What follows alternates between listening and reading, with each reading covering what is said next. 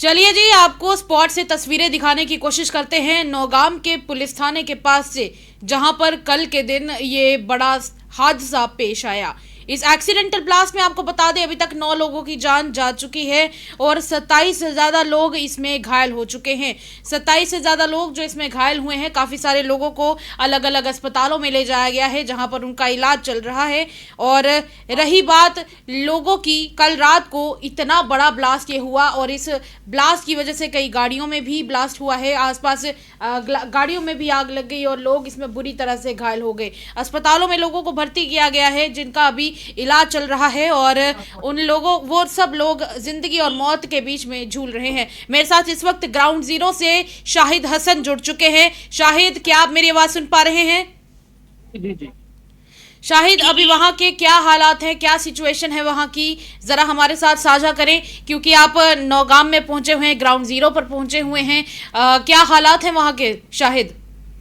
जी साक्षी, बिल्कुल मैं आपको बता दूं कि इस वक्त हम ग्राउंड जीरो पर मौजूद है। जहां तक नौगाम एक्सीडेंटल ब्लास्ट की हम बात करेंगे, रात के 11:30 जो है यहाँ पे आवाज सुनाई दी गई है लोकल्स को, क्योंकि आपको बता दें एक एक्सीडेंटल ब्लास्ट हुआ और मीडिया रिपोर्ट के मुताबिक जो बताया जा रहा है, अब तक ये बताया जा रहा है कि इसमें जो है 9 लोगों ने अपनी जान गंवा दी, जिसमें बताया जा रहा है कि एक मजिस्ट्रेट भी शामिल है और उसके साथ साथ जो है 2 दर्जन से ज्यादा लोग इसमें जख्मी हुए हैं जिनका इलाज इस वक्त चल रहा है। फिलहाल ये तस्वीरें जो है नौगाम से हम आपको दिखा रहे हैं। नौगाम के ग्राउंड जीरो पे हम इस वक्त मौजूद है और यहाँ पे जो है जम्मू कश्मीर पुलिस के जवान जो है वो तैनात है। और अगर हम नौगाम पुलिस स्टेशन की बात करेंगे जहाँ का अस्पताल जिसकी मौजूद, वहां से जो है किसी को भी आगे जाने की इजाजत नहीं है। जी। फिलहाल अभी सिक्योरिटी के प्रबंधों की बात करें शाहिद, तो कहाँ तक अभी इंक्वायरी पहुंची है? क्योंकि जहां तक आप भी वहां पर सुबह से मौजूद हैं और आप भी वहां से लाइव रिपोर्ट कर रहे हैं, तो अभी सिक्योरिटी एजेंसीज का क्या अभी रुझान है लोगों की तरफ? और जैसा आप कह रहे हैं कि लोगों को भी आगे नहीं जाने दे रहे हैं, तो क्या अभी सिचुएशन क्या बनी हुई है वहां पे? नहीं, मैं आपको कह रहा हूँ कि पुलिस स्टेशन की तरफ किसी को जाने नहीं दे रहे। आप देख सकते जी हैं जी, आपने ट्रैफिक जो अभी है, बताया जी। ट्रैफिक की नकल हरकत को आप देख सकते हैं। ट्रैफिक तो चल रहा है, लोग तो आए घरों से बाहर निकल रहे हैं।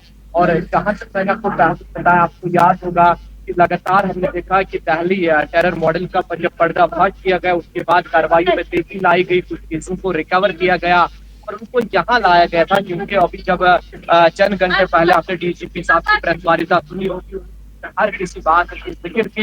एक एक्सीडेंटल ब्लास्ट हुआ और इस एक्सीडेंटल ब्लास्ट में जो है पुलिस की जवान की जो है वो भी अपनी जिंदगी का जंग हार बैठे, जिसमें एक मजिस्ट्रेट भी बताया जा रहा है। आपके पीछे देखा जा सकता है शायद कि अभी अभी आपके पीछे से गाड़ी निकली है सिक्योरिटी फोर्सेस की एक, तो क्या सिक्योरिटी फोर्सेस कल रात से ही यहाँ पर तैनात हैं और अभी तक इसी तरीके से इस इलाके को खंगाला जा रहा है शाहिद? देखो साक्षी, जहाँ तक कंगाल में क्या बात कर रहे हो, तो अलाकी के खंगाला नहीं जा रहा है। अलबत्ता बाहर तार होती, जब भी सिक्योरिटी को मूवमेंट करनी होती है तो यही एक अल्टरनेटिव रास्ता है और इस रास्ते से जो है गाड़ियां भी चलती हैं। सिक्योरिटी की गाड़ियां जो आपने देखी, एम्बुलेंस जो आपने देखी, वो यहीं से चल रहे हैं। लोग भी बाहर है, उसके लगता है। और अब तक जो है मालूम हुआ है कि 9 लोग जो है वो अपनी जान गंवा बैठे हैं, जबकि 2 दर्जन से ज्यादा लोग जख्मी हुए हैं जिनका इलाज इस वक्त चल रहा है। जी साहब। शाहिद, कहा जा रहा है कि इसमें एक तहसीलदार की भी जान चली गई है, 2 फोटोग्राफर्स हैं, एफएसएल टीम के काफ़ी सारे लोग हैं जो इसमें बुरी तरह से घायल हुए हैं। तो भी लोगों में किस तरह का जज्बाती एक इमोशन है, क्या किस तरह का इमोशन है लोगों के मन में? क्योंकि कई बार लोग इस सिचुएशन से डर जाते हैं, कई बार लोगों के मन में दुख होता है, कभी कभी कभी ऐसा होता है कि लोगों के मन में एक डिसअपॉइंटमेंट का इमोशन होता है। क्या किस तरह के इमोशंस अभी लोगों के मन में आपने सुबह से देखे हैं? इस हिसाब से बिल्कुल आपको बता दूं, जहां तक लोगों की हम बात करेंगे, हर किसी आंख में आंसू है। क्योंकि आपको बता दें, इससे पहले भी जो है देश के लोगों को एक जख्म लग चुका। जब दिल्ली में टोइंग कार ब्लास्ट हुआ उसमें भी जो है 8 से ज्यादा लोगों ने जान गंवा दी। अब उसके बाद जो है उस मटेरियल को जिसको रिकवर किया गया था यहाँ पे लाया गया था, फिर उसके बाद एक्सीडेंटल ब्लास्ट हुआ, इसमें भी 9 लोगों ने जान गंवा दी। तो हर किसी के आंख में जो है आंसू है। और उससे पहले थोड़ा आपको पीछे ले चलूं, आपको याद होगा कि जब दिल्ली के अंदर जो ब्लास्ट हुआ जहाँ पे जो है 8 से ज्यादा लोगों ने जान गंवा दी, उस वक्त जो है घाटी के रोहमू, रुफियाबाद, आपको याद होगा, बांडीपुरा याद होगा, कुछ जगहों पर कैंडल मार्च भी हुआ था। मगर जहां तक आज की भी हम बात करते हैं तो हर किसी आंख में जो है आंसू है, क्योंकि जब हम उन लोगों की बात करते हैं जो पुलिस के साथ वाबस्ता थे, जो पुलिस में अपने फराइज अंजाम देते थे, क्योंकि जम्मू कश्मीर के वो नौजवान थे और वो जम्मू कश्मीर के जो है मुस्तकबिल के ऑफिसर्स थे, तो हर किसी आंख में आंसू है, क्योंकि हर कोई बोलता है कि हमने अपने प्यारों को खोया और उन लोगों को खोया जो हमेशा देश के लिए जो है खड़ा रहते हैं, हमेशा फ्रंट लाइन पे काम करते हैं। इस बात में तो कोई शक नहीं है कि जो लोग फ्रंट लाइन पर रहकर काम करते हैं और दूसरों की इस मामले में राष्ट्रहित के लिए आगे आते हैं, उनके जो देशभक्ति है उस पर सवाल उठाना बिल्कुल गलत होगा। पर बड़ी बात यही है कि इस एक्सप्लोजन की वजह से लोगों में क्या डर का माहौल है शाहिद? हाँ, बिल्कुल लोगों में डर का माहौल भी है, क्योंकि अचानक से ब्लास्ट होना, एक एक्सीडेंटल ब्लास्ट हुई, उसके बाद आवाज ही सुनाई दी गई।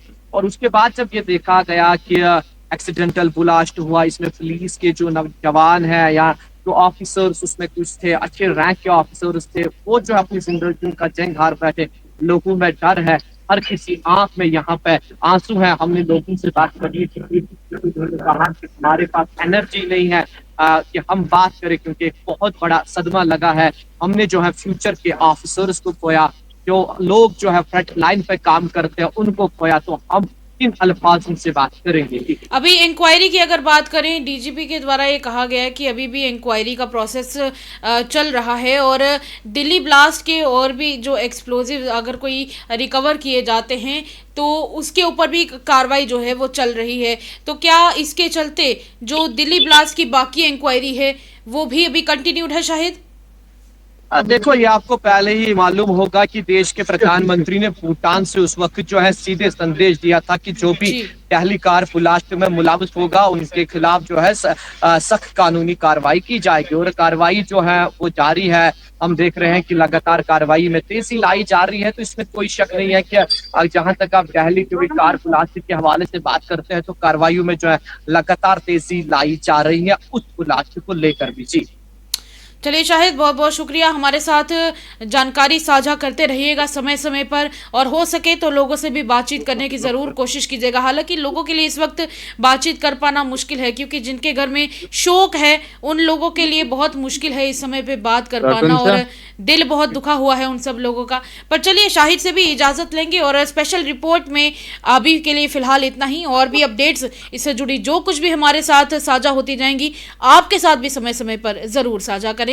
फिलहाल के लिए देखिए, बड़ी बात यही है, इसको लेकर, इस ब्लास्ट को लेकर, इसे फिलहाल एक एक्सीडेंटल ब्लास्ट का नाम दिया जा रहा है, क्योंकि जो भी फरीदाबाद से एक्सप्लोजिव्स इकट्ठे करके लाए गए थे और उनको हैंडल करके रखा जा रहा था ताकि सबूतों के बारे में या फिर जो ऑनगोइंग इन्वेस्टिगेशन है उसके ऊपर काम किया जा सके। पर अभी एक दुखद घटना जो कल रात को सामने आई वो यही थी कि लगभग ठीक 11:25 के आसपास यहाँ पर एक बहुत ही ज़ोरदार धमाका हो जाता है, ब्लास्ट हो जाता है, और इस ज़ोरदार धमाके में आसपास ऐसी आग लग जाती है जिसमें 9 लोगों की मौत हो गई। और दुख की बात यही है कि जिन 9 लोगों की इसमें मौत हुई है, कई सारे लोग तो ऐसे भी थे जो वतन के लिए आगे आकर काम करने वाले थे। यानी कि 2 ऐसे फोटोग्राफर्स थे जो यूजुअली पुलिस डिपार्टमेंट के साथ काम करते हैं। एक तहसीलदार थे, इसमें एफएसएल टीम के लोग थे, एक दर्जी का नाम भी इसमें बताया जा रहा है। पर दुख की बात यही है